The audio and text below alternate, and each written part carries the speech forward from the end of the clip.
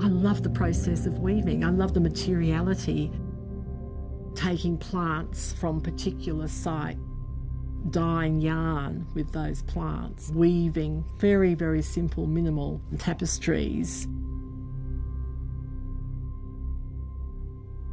is really, I suppose, about place. It just occurred to me one day that if I had a notebook, I could just note down the things that I saw and the names of the plants. Over time, because weavings are generally made with plant materials or animal materials, they deteriorate. And if they're buried, they will just go back to the earth. Giving them an importance and focusing on their particular qualities is important to me.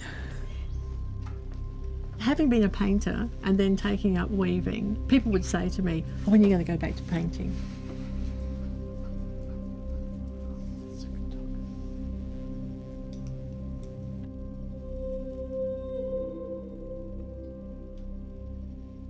And it took me some time to even stop thinking like that myself.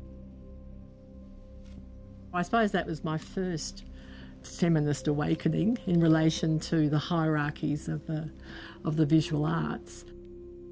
When I was young, I weaved 7, 8 hours, 9 hours a day, and that can be really hard on your body.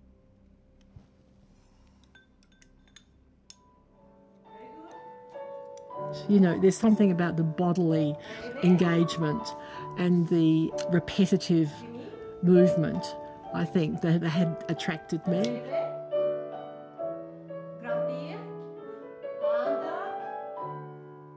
And the breath and that, like the movement of the shuttle backwards and forwards, it was like the in and the out of breath.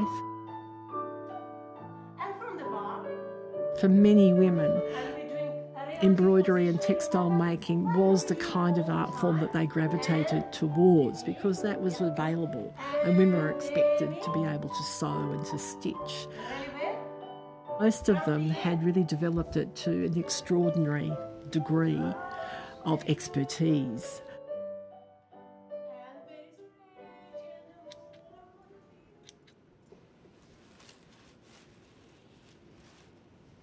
What it was about weaving, I mean, at the time I didn't really understand why I was so drawn to it. Using yarn and the slowness of the process. For me, it's a very satisfying medium. With tapestry, as I was saying, it's like building a brick wall, and when you get to the top, it's done. It's finished. There's no going back.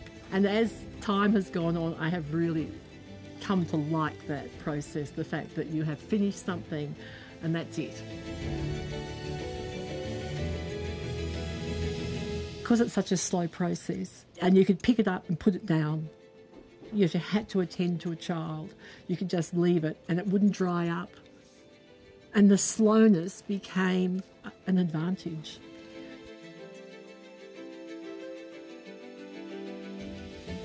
So I found it much more conducive to having a weaving practice and having a family. So what is radical about weaving? It has been identified with women.